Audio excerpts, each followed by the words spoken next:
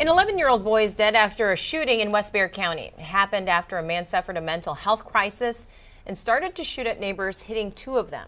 News 4's Christina De Leon joins us now with more on where this all went down and the charges that suspect is currently facing. Christina, good morning. On Tuesday evening, August 4th, 2026, two brothers stepped outside their family home in West Bexar County, Texas, to move a vehicle. One was 20 years old, the other was 11. While they were outside, one of the brothers noticed a man watching them from across the street. Moments later, their parents heard gunfire. By the time their father rushed outside, both brothers had been shot, and the man from across the street was already leaving. Deputies would soon begin searching for him. Then came a phone call from the man they were trying to find. Surveillance footage, phone information, and evidence recovered nearby would help investigators reconstruct much of what happened that evening. What none of it could explain was why. Authorities found no known dispute between the two families that explained the attack.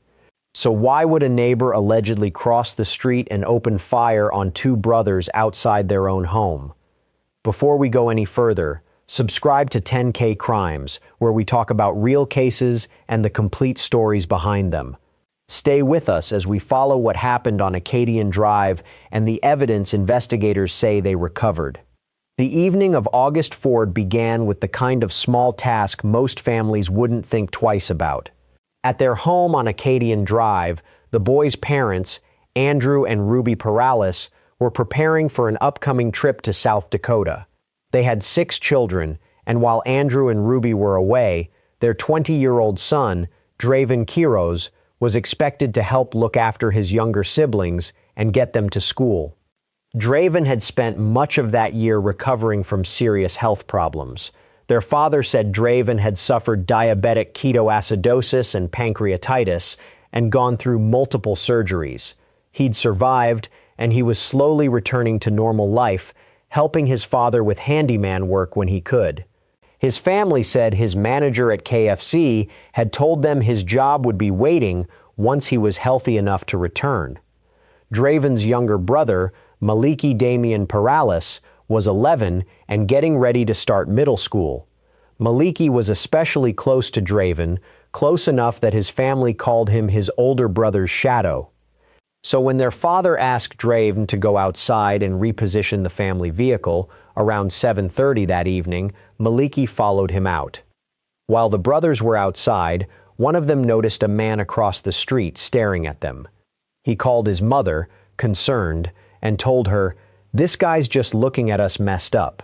Then their parents heard gunfire. The man across the street was their neighbor, 40-year-old Daniel Antonio Perez, whom investigators identified as the alleged shooter. According to investigators, Perez crossed toward the Perales property and opened fire on the vehicle. The boy's father, Andrew, ran outside with his own gun. "I hear pops. My wife starts screaming. I got my gun, came down," he later said. "My son was right here. I tripped over him. The guy was across the street reloading, started to shoot again." Andrew raised his weapon toward Perez but didn't fire. Two more of the brothers' siblings, a 14-year-old boy and a 17-year-old girl, were near the front of the house. Bexar County Sheriff Javier Salazar later said Perez fired toward them too. Neither was hit. Part of the attack was reportedly captured by the family's home security system. Their father let KSAT reporters view the recording, though the family didn't release it publicly. By their description, the footage showed the gunman approaching the driver's side of the vehicle and firing, then moving toward the house, retreating, and moving back toward the vehicle again, appearing to aim at the home and fire once more before he left. Reporters also described two women running toward the gunman from across the street in what looked like an attempt to intervene. Their identities were never established. For the boy's father, the only concern by then was his son's. Called to say, "Hey mom, this guy's just looking at us messed up." My wife got up, looked at the camera. I was on the phone ordering them food. I hear pops. My wife starts screaming. I got my gun, came down. My son was right here. I tripped over him. The guy was across the street reloading. He did nothing. He was in a car. He just shot him in the head. Shot my son, ran around, and shot him back again. My boys were awesome. I'm proud of my sons. I'm proud of them. I love them. I love my boys. Because deputies still considered the area an active shooting scene, emergency crews couldn't immediately reach the house, so their father carried 11-year-old Maliki roughly a quarter mile toward a nearby Dollar General, where an ambulance could reach him. He performed CPR on his sons as best he could along the way. Perez, meanwhile, had left on foot. Then he called 911 himself. According to Sheriff Salazar, Perez told dispatchers he'd shot his neighbors, but he didn't give his location. Investigators used location data from his cell phone to narrow the search, which kept deputies close to Acadian Drive. Perez was eventually found in a backyard about a quarter mile from the shooting scene and taken into custody roughly 10 minutes after it began. The gun wasn't with him. Several houses away, deputies recovered a handgun from a drainage culvert. By then, investigators had the surveillance footage, Perez's 911 call, cell phone location data, his nearby arrest, and now the weapon. Those pieces helped establish a sequence. They still didn't explain the attack itself. Investigators looked for a history between Perez and the family across the street and found none. The brother's father, Andrew, said that as far as he knew, he didn't personally know Perez. Their father described the Perales family as people who helped others around the neighborhood, doing yard work, moving trash, lending tools, whatever neighbors needed. He couldn't point to a feud or confrontation with Perez before the shooting. Investigators never publicly established why the Perales family was allegedly targeted. What they did learn was that people close to Perez had reportedly been concerned about him for a while. Sheriff Salazar said members of Perez's own family had described previous concerns about his mental health, including reported depression and episodes of seeing things that weren't there. Salazar said relatives had tried to intervene. Those reports don't establish a medical diagnosis, and they don't explain why the Perales family specifically was targeted. It's also unclear whether the two women reportedly seen running toward Perez during the shooting were connected to those relatives at all, so the two details shouldn't be treated as the same event without more evidence. Afterward, the accused neighbor, Daniel Perez, also seemed to offer his own explanation. Another camera in the neighborhood reportedly captured him at a nearby home, and by some descriptions of that ring footage, he suggested he'd feared for his life, framing what he'd done as self-defense. Investigators compared that account against the Perales family's surveillance footage, which reportedly showed the gunman moving from his own side of the street toward their property, not the other way around. Investigators said the wider evidence didn't support the idea that Perez had simply been defending himself. Sheriff Salazar put it more bluntly, unbeknownst to them, they had what I would categorize as a ticking time bomb right across the street from them. Good morning, is everybody ready? Okay, good morning. I'm Sheriff Javier Salazar. I appreciate everybody's patience. We're just finding out further additional details on this case. Just to recap a bit. As you all know, last night, deputies responded to a shooting in progress call. On arrival, we were able to discover that the suspect, a 40-year-old male, Daniel Antonio Perez, had, for whatever reason, come across the street and began firing upon two young men that were in front of their family residence across the street. No known prior history between these two families, no reason to believe that at this point, no apparent provocation of any sort. Just he ran across the street and began firing upon these two young men. Both young men were shot. Unfortunately, shortly after we gave our last update last night to you all, the 11-year-old male passed away as a result of his injuries. I was just informed that the 20-year-old young man also has passed. And so last night, Perez was booked for capital murder and then an aggravated assault with serious bodily injury and then times 4 aggravated assault, which is a second-degree felony. So let me just talk about his charges a bit.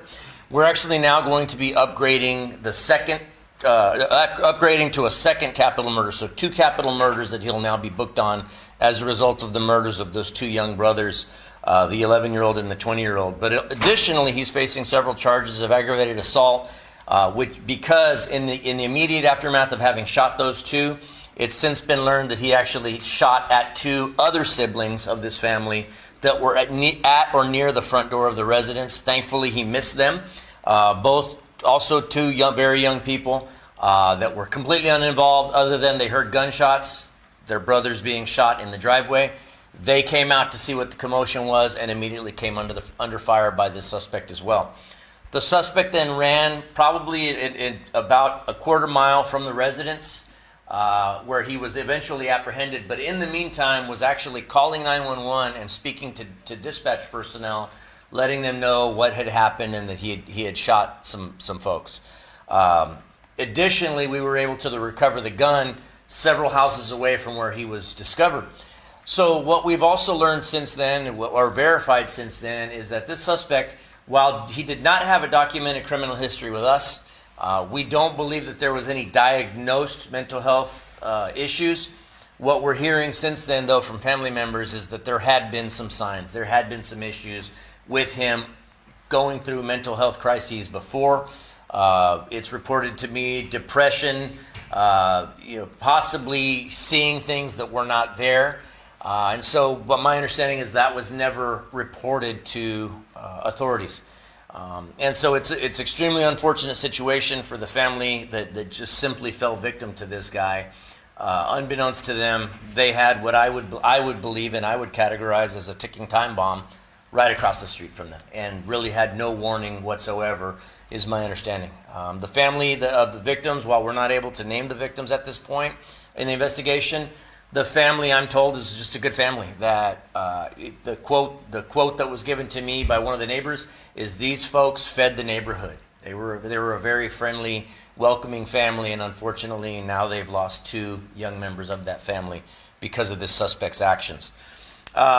Esta mañana estoy dando más información tocante una investigación que pasó anoche. Nosotros recibimos una llamada por un sospechoso que había baleado 2 víctimas. Un joven de 11 años de edad y un hombre de 20 años de edad. Esas 2 personas, esas 2 víctimas son hermanos. Se aparenta, anoche nos dimos cuenta que el niño de 11 años falleció a causa de sus heridas. Esta mañana nos dimos cuenta que el joven de 20 años también falleció a causa de sus heridas. Entonces, este sospechoso ahorita se está enfrentando con 2 cargos de homicidio capital, que es una felonía del primer grado, y también se está enfrentando con varios cargos de asalto con agravantes contra 2 hermanitos de las víctimas, que él también intentó balacear a ellos. Afortunadamente no les pegó, pero sí disparó hacia la dirección de esas 2 otras víctimas.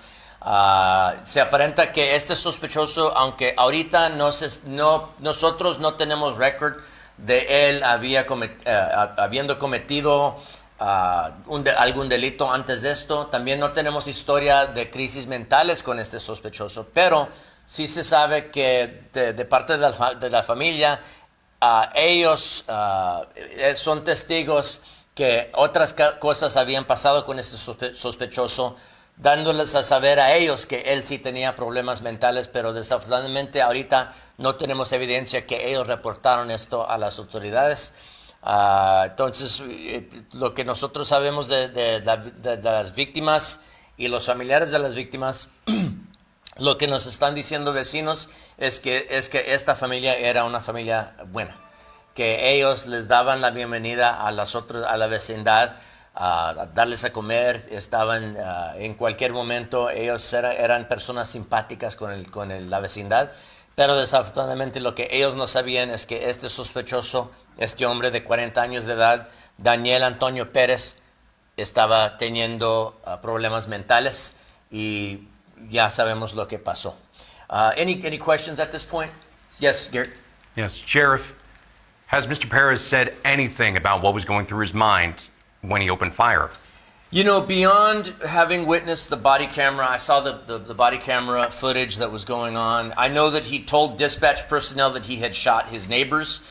When he was confronted by deputies in that backyard that he had gone to, it seemed to be just rattling off gibberish, making some sort of a self-defense claim, but it's clear we have video of the shooting occurring, and it doesn't appear that he had any provocation or any reason to claim self-defense. And then, of course, as you see during the walk when he was being videotaped, he had nothing to say at that point. While clearly there's some sort of a mental health crisis going on, in my mind, though, he still had the presence of mind and the culpable mental state to go conceal the weapon somewhere and then go conceal himself somewhere else. The only reason we found him is because we were able to utilize his cell phone signal to ping where he was. So it's not like he confessed and told us and laid down. Deputies still had to confront him and give him orders at gunpoint to surrender himself. And so although he didn't put up a fight, it's not like he came and turned himself in willingly. But he did call you guys. He did call, and he did tell us what he had done, but he didn't exactly tell us where he was. In fact, for whatever reason, and we're still trying to get to the bottom of this, I don't know if he told us he was back at the residence or if we just, in an overabundance of caution, cleared his. But our deputies went to his residence while he's on the phone with dispatch, telling us what he had done. Our deputies were making entry to his home, clearing that residence. A, making sure there were no other victims of a crime, and then B, trying to see if he was there while he was making that call. As it turns out, he was about a quarter of a mile away, and they made that arrest there. Yes, ma'am. Family do talk about mental health in San Antonio. I know you said the need for more mental health beds. If we don't have them, we're going to continue to see things like this happen. It's unfortunate. Look, I just don't think that the state of Texas takes the mental health issue as seriously as they need to, and we all know this. Right? At Bexar County, we're trying to make the effort to increase the number of beds. To quote Commissioner Rebecca Clay Flores yesterday, if the state's not going to do it, then we'll have to step in and figure out a way to do it. I can tell you the jail's not necessarily the appropriate place for these kind of folks. Now, with him, absolutely the jail's a place for that guy. That is not a guy we need walking around our streets. But unfortunately, we've got, in the meantime, our priorities are a bit messed up as a justice system, because I do have people over here tying up a bed that shouldn't be there. But in the meantime, I got guys like this guy, walking around, shooting up the neighborhood and unfortunately killing two young men in the prime of their life. You had a question, ma'am? Oh, what does a family member do? I mean, if you're in a situation like this, I don't know what prompted this man to go on this terror, basically killing neighbors. What would you suggest a family member do? Of his? Family members of his? I know they're physically trying to stop him. No, absolutely they did. And my heart goes out to the two young ladies on the video. It's a pretty dramatic video, and you had two female family members of his physically trying to restrain him while he's armed with a gun. You can tell they're going through something in trying to get him restrained and stop him from doing what he's doing. Obviously hindsight's 2020. I never really want to get into the business of blaming the family of the victim, of the suspect. But with that being said, should they have called us much earlier when they started seeing signs of mental health issues? Absolutely. That's what we're there for. And, for whatever their reasoning is for not wanting to call it in, that's why we have folks like the SMART team that, under calm circumstances, before it becomes an armed confrontation, call us. That's what we're there for, and ask specifically for the mental health team to make that scene. We've got deputies that are specially trained. The SMART team that I'm referring to is a multidisciplinary team made up of specially trained and equipped deputies, mental health practitioners, and paramedics that can respond to these calls. And again, While all of that evidence was being gathered, the two brothers were fighting for their lives. 11-year-old Maliki would die that night. His older brother, Drayvn, survived into the following morning. According to the Bexar County Medical Examiner's Office, Maliki died from gunshot wounds to the head and torso shortly before 8:50 p.m. on August 4th. His death was ruled a homicide. Drayvn survived through the night, but the following morning, August 5, he died from his injuries. In roughly 12 hours, their parents, Andrew and Ruby, had lost both their sons. Before turning to the criminal case, it's worth returning to who those brothers were before August 4th. The older brother, Drayvn, was still recovering from the illness that had nearly taken his life earlier that year. When he felt strong enough, he helped his father with handyman work, and his family said his job at KFC was waiting for him. At home, Andrew and Ruby trusted him to help care for the younger children while they traveled. His 11-year-old brother, Maliki, was preparing for a different kind of milestone, middle school, at Idea Public School's Ambrose and Frida Robinson campus. Their father remembered Maliki as a hugger, someone known for it, who told people he loved them. And Maliki was especially close to Drayvn, close enough that his family called him his older brother's shadow. That's why he followed Drayvn outside when their father asked him to move the vehicle. Drayvn was trying to get back to work. Maliki was preparing for a new school year. Those were the ordinary plans waiting for them before August 4th. Updated local reporting says the brothers' neighbor, Daniel Antonio Perez, faces 2 counts of capital murder connected with the deaths of Maliki and Drayvn, 1 count of aggravated assault causing serious bodily injury, and 4 counts of aggravated assault with a deadly weapon. His combined bond was reported at $2.3 million. The case remains pending, and the allegations against him haven't been tested at trial. More may emerge through that process. For Maliki and Drayvn's family, the loss was already permanent. Flowers and a wooden cross appeared near the place where the brothers had been shot, and people began gathering to remember them. Family members, friends, and people from the community later gathered for a balloon release in honor of the brothers at their school. For the people who knew them, the shooting represented only the final hours of 2 much longer lives. One ordinary reminder of the life Maliki had been preparing for was still on its way. Before the shooting, his family had ordered him a new pair of shoes to wear to school. They were delivered the day after he died. Maliki's father, Andrew, said he planned to keep them. Drayvn had unfinished plans too. He'd survived a serious illness and was working toward returning to his job and helping his family. On August 4, the brothers stepped outside together because their father needed the vehicle moved, and Maliki followed his big brother the way he always did. Investigators can reconstruct much of what happened afterward from the evidence gathered around Acadian Drive. What the public record still doesn't explain is why this family was targeted. More may emerge as the case continues. But Maliki and Drayvn were more than the final minutes investigators are trying to reconstruct. Drayvn was 20. He was recovering, working toward returning to his job and helping care for his younger siblings. Maliki was 11. He was preparing for middle school, remembered by his family for his affection and for the way he followed his older brother everywhere. And among the things their family now keeps is the pair of school shoes Maliki never had the chance to wear. They belonged to their son. His father said he'd keep them. Maliki Damian Perales, 11 years old. Drayvn Quiroz, 20 years old. Subscribe to 10K Crimes, where we talk about real cases and the complete stories behind them. Leave your thoughts respectfully in the comments and share this story with someone who should hear it.